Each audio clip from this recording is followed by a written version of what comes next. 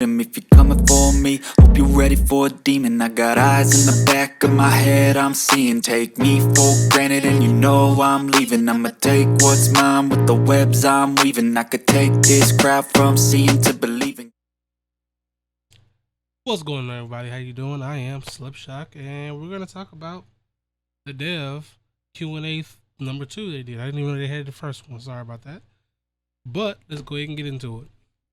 First question: will the story be casual friendly for anyone who doesn't know anything about the Bat family and the Court of Owls, while still paying homage and providing fan service for those in the know?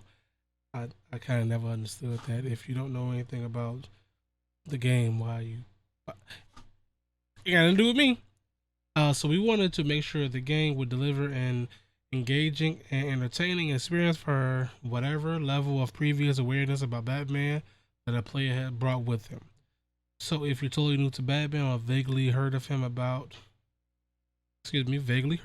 him because of general pop culture, you can dive in and learn about the characters and the world as you play, with a database available with extra information if you want it, no problem. But if you are a huge Batman fan, then you will definitely get the deeper lore that's presented throughout the game, and you'll have many opportunities to discover a lot of Easter eggs placed throughout the world and stories for you to find. Question 2.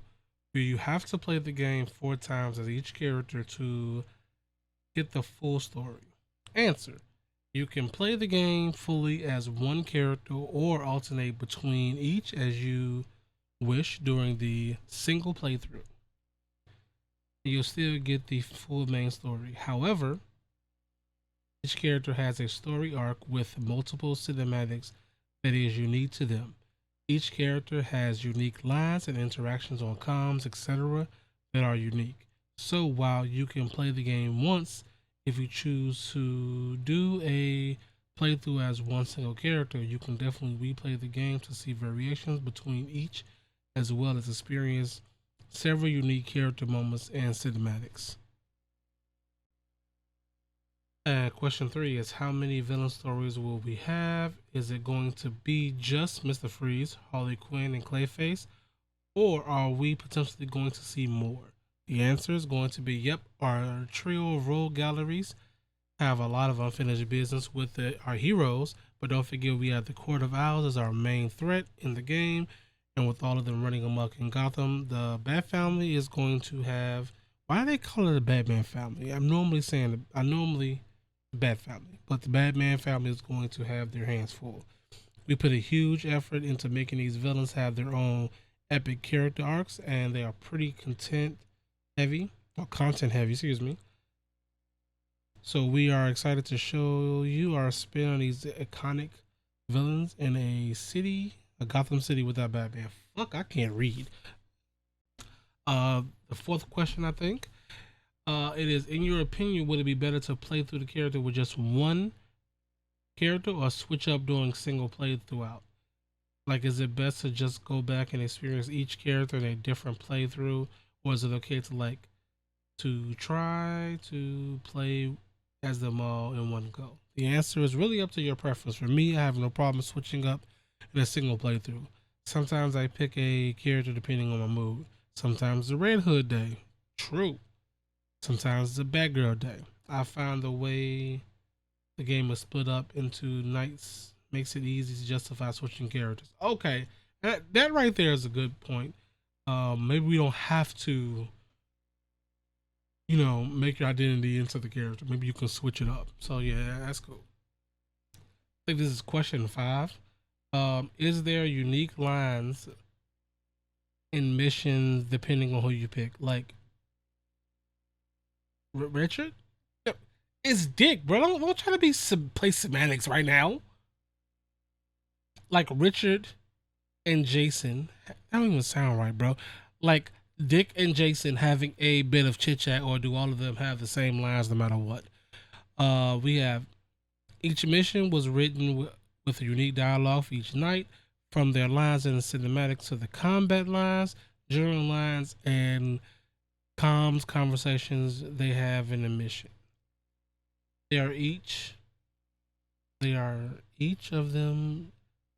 I I feel like that's making me. I don't know what's going on. They are each different people with different thoughts, feelings, and perception of what's happening throughout the game. And one of the ways we had them showcase this distinction was in their dialogue. Sometimes even the way they say no varies from each character, and the writing team really embraced that in every aspect. Okay. I believe this is question 6. I keep having to stop and start because of home stuff. Uh will there be any missions where it forces a certain night? We will never force you to play a certain night in a scenario. You're free to play everything in the game with the character of your choice. You can play the entire game with a single character, or you can change your character at any point inside the belfry. That's what it is, belfry. Okay. If you like, I know I heard that before, but I didn't know what was going on. So that's 6. All right, we're on about question 7. Will Jason Todd's scar disappear as he accepts what happened to him and accept himself? Oh, that'd be deep. That'd be deep, low key. Terrible things that happen to us are like, what? Is she finna get metaphorical? Hold up. Terrible things that happen to us are kind of like scars. They feel terrible and painful, and they can fade with time, but in truth, they never truly disappear. They shape us. In the conquering of them, we learn to adapt and live with them. Woo! All that to say, no, it won't disappear. All right, that's your answer. Homie still gonna have that dope ass scar. All right, next question. And this is question 8. I did see this already on Twitter, and as my homeboy Synchrotrap said, we were robbed of a playable Alfred. But question is, will Alfred be playable? The answer is, I'm going to answer this very seriously, y'all. Sadly, no. We did consider options for this very early in the production, but narratively and scope wise, it didn't work out for us.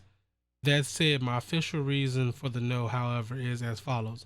We had to not let Alfred be playable for fear his sheer badass awesomeness made everyone pale in comparison. Yes, he did. Alfred out here, he has beat the shit out of Superman one time before, so I can understand why they didn't make him playable. That's fair. That's fair. All right, guys, we're on question 8. How will cutscenes play out for co-op mode? Will it show the character of whoever the host of the session is, or are users going to see their individual cutscenes depending on who they are playing as? The answer: we made the technical choice early on that the host version of the cinematics would be the one that plays, since the host was the one driving the story progression. What that means is, playing with your buddy in co-op, you'll see their version of the cinematics once they trigger it. But that being said, we do have your co-op buddy appear at the end of cinematic to help smooth out that transition back into the game. Okay, that's okay. All right. So question 10 is a fun one. Is friendly fire possible in co-op? Technically, there's no friendly fire. However, watch out for explosive barrels. Your co-op partner might want to see what happens if it goes off.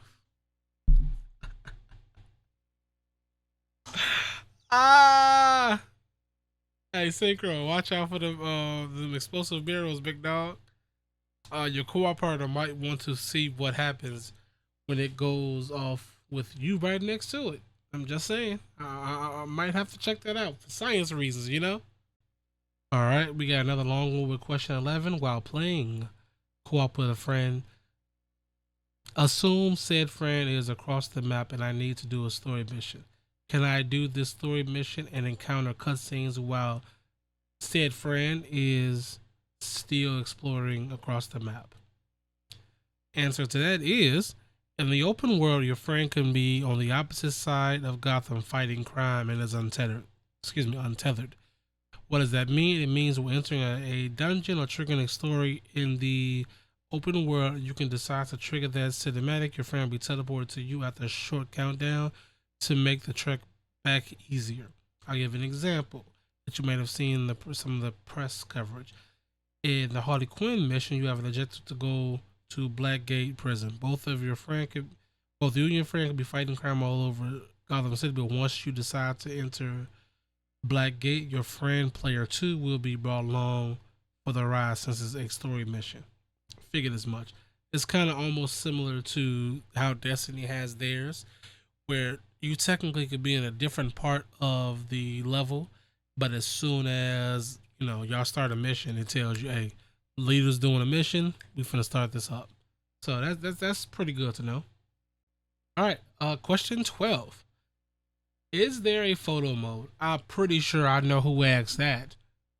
Just playing, I don't know. I'm pretty sure there's a bunch of people that I do know would answer that question.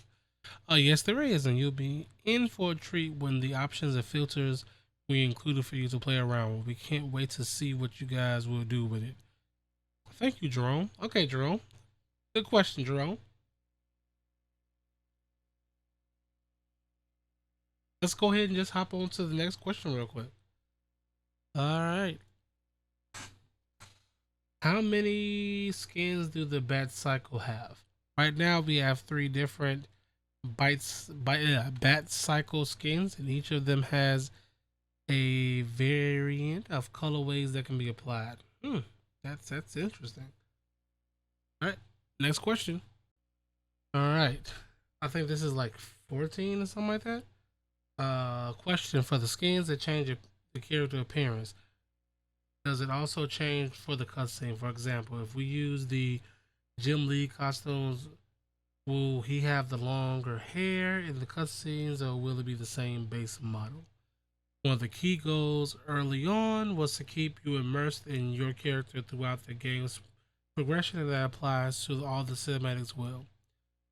The cinematics does keep what suit you have on in game before triggering the scene, so you can see it in action during the cutscene.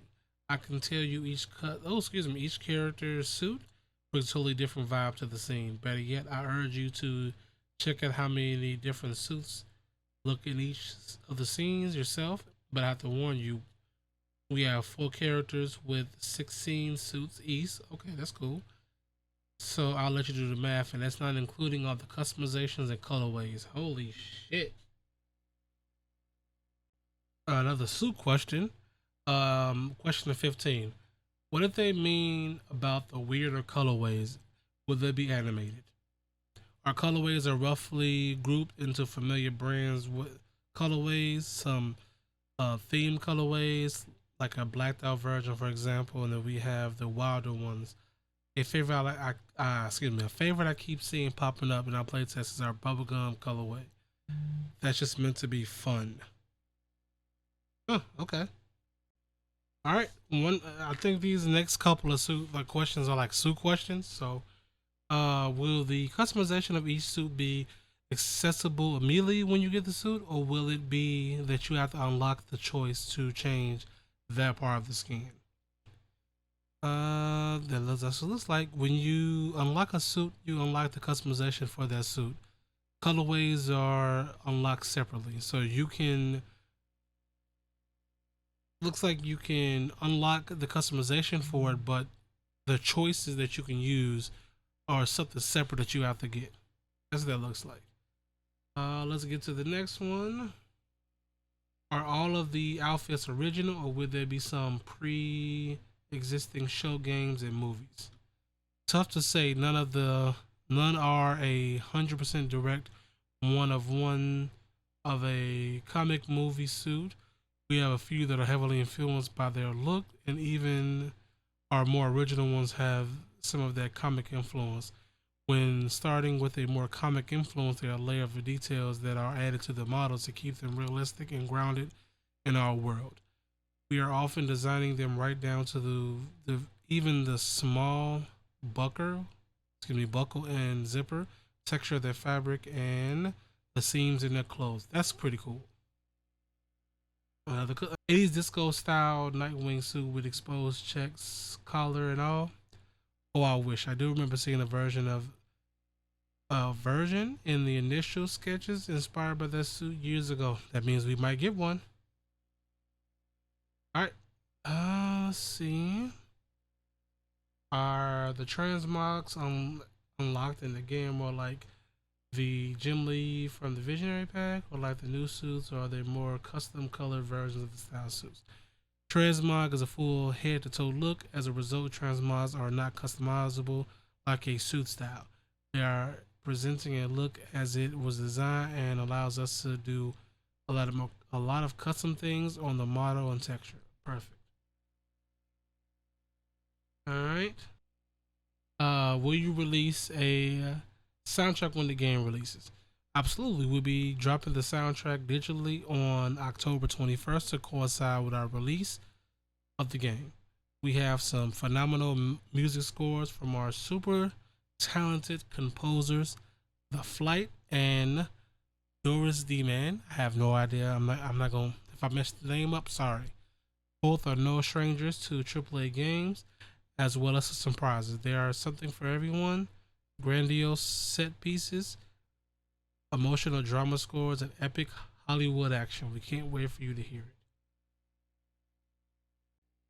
Question number, I have no fucking idea.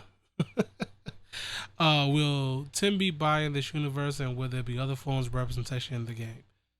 Tim is buying the comics, therefore Tim is buying the game. Perfect. It is not a huge plot point, it's just a part of who he is, and this comes up in the character interactions we have in the Belfry within the scope of how normal conversations would bring this up. Other NPCs and characters in the game will also offer forms of representation in ways in which reflect the world we live in. Perfect question. Perfect answer to that question. We got one more question. Look like. Let's just knock it out in this one. Final question: is Batman real? Of course he is. I saw him walking around Comic-Con in San Diego this past summer when I was doing our Gotham Night panels. And finally, question, you know he's in the game. You know it. He's alive. All right, guys. That's the questionnaire. It took me a while because I don't know how to read. All right, thank you guys for stopping by, and I will appreciate a like and sub if you're new. If not, that's cool. Just let me know in the comments about what other things you want to talk about in Gotham Knights going forward. All right, guys. Peace out.